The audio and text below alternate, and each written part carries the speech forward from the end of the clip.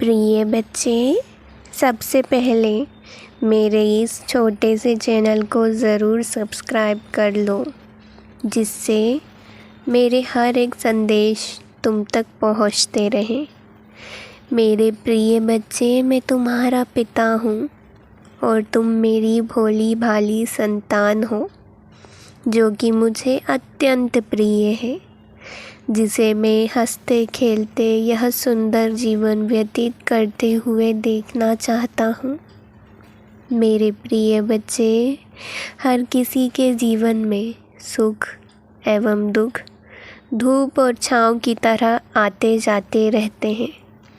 इससे तुम्हें निराश नहीं होना है, केवल मुझ पर आस्था रखनी है। अच्छे दिन तो हमेशा ही रहते हैं मेरे बच्चे, सिर्फ तुम्हें उसे महसूस करने की देर है। वह कैसे होगा ये मैं बताता हूँ।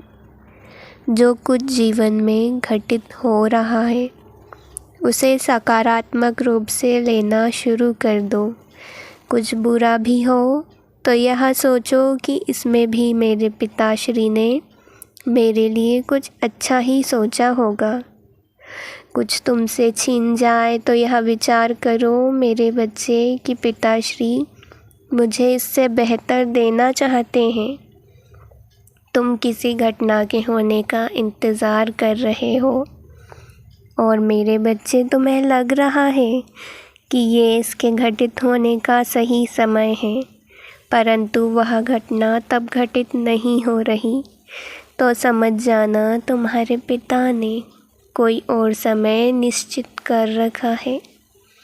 मेरे प्यारे बच्चे, मैंने तुम्हारे जीवन में बहुत अच्छा समय लिखकर भेजा है, जिसमें जैसा तुम चाहोगे वैसा ही होगा, यानी सब कुछ अच्छा। वह समय तुम्हारे पूरे जीवन को बदल कर रख देगा। तुम्हें स्वयं यकीन नहीं होगा। प्रिय बच्चे, मैं जानता हूँ तुम मुझसे बहुत शिकायत करते हो, परंतु उतना ही ज़्यादा तुम्हें मुझ पर भरोसा भी है। और रहे भी क्यों ना, एक बच्चा अपने पिता पर भरोसा नहीं करेगा तो किस पर करेगा। मेरे प्यारे बच्चे, हमेशा सबका भला सोचो। या फिर कोई बात तुम्हें परेशान कर रही है, उसे सोच सोच कर खुद को सज़ा मत दो।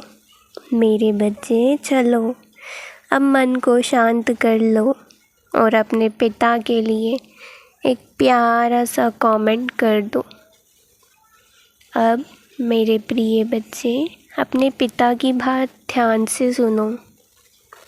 अब से तुम अपने आप को या अपनी किस्मत को किसी भी बात के लिए नहीं कोसोगे।